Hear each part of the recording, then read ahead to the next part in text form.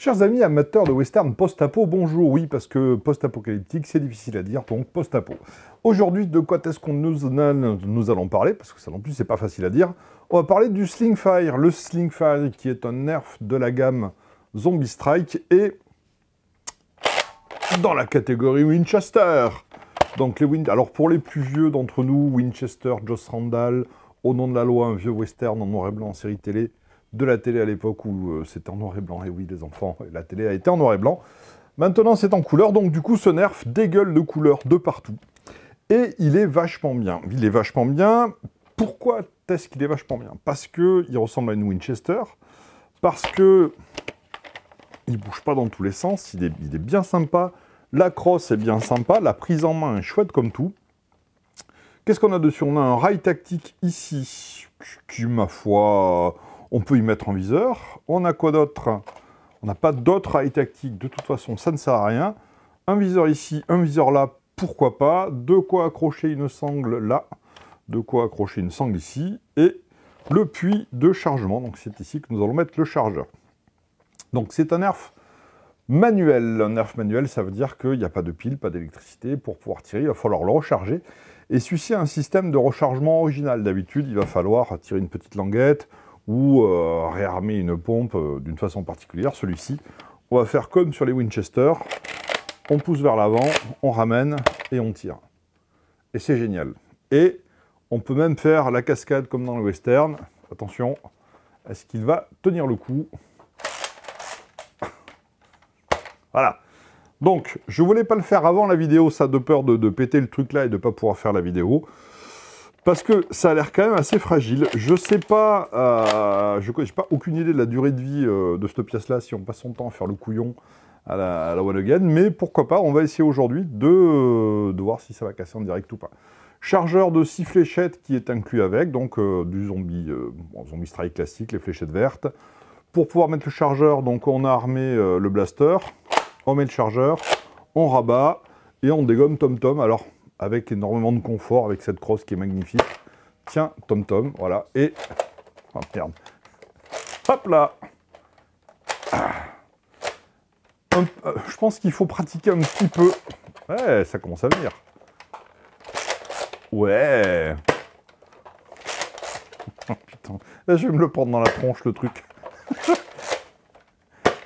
Eh ben, ça ne casse pas pour l'instant. Nous en sommes à... on a fait 6-7 coups. Ça n'a pas cassé. Je deviens meilleur. Ouais, et je deviens meilleur. Donc, le Slingfire. Alors, eh ben, c'est vachement bien. C'est vachement bien. Parce que il a une super portée. Il est plutôt très précis. Il est ergonomique. Il est super original par rapport à tout ce qu'on peut voir chez Nerf.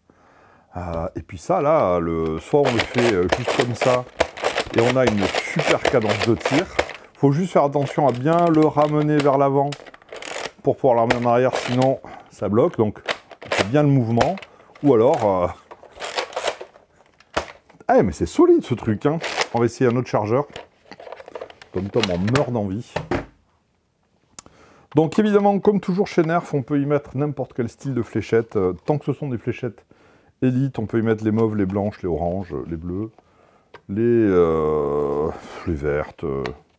On s'en fout, c'est du Nerf. Tant que c'est du Nerf, ça va bien. Voilà. Petit test de portée en vrai pour voir. Bon, tir tendu, je dirais un peu moins de 15 mètres. En cloche. Tir en cloche, on est... ouais, et... tir en cloche, c'est un des nerfs qui va le plus loin, à plus de munitions. C'est un des nerfs qui a une très très bonne portée. Lui, je pense qu'il frôle les 20 mètres en cloche. Mais c'est déjà vachement bien. Il est plutôt précis. D'habitude, les fléchettes de nerf ont tendance à partir dans tous les sens. En principe, le canon y est pour beaucoup. Là, comme on a un canon très très court, vu que le chargeur est là, on a juste cette distance de canon, pas suffisamment pour freiner la fléchette, peut-être suffisamment pour la guider un peu mieux. Donc, bonne précision. Bonne portée, très très bonne cadence, puisqu'en faisant comme ça, on peut tirer très vite. C'est vachement ergonomique parce qu'on lâche la détente et quand on revient, le doigt se met directement dessus. Donc ça, c'est vachement bien.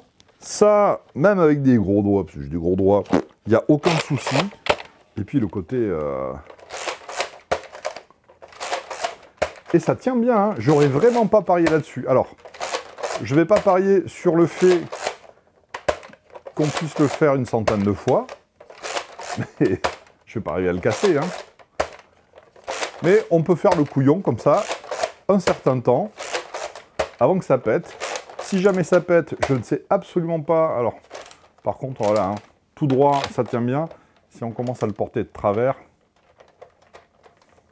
Non, ça tient bien. Et ils sont forts chez Nerf, donc ils ont vraiment un plastique super costaud. Bon, je vais arrêter de faire n'importe quoi avec le Slingfire. Moi, j'aime bien aussi le côté la zombie post-apocalyptique avec les fausses bandelettes ici, les fausses bandelettes là.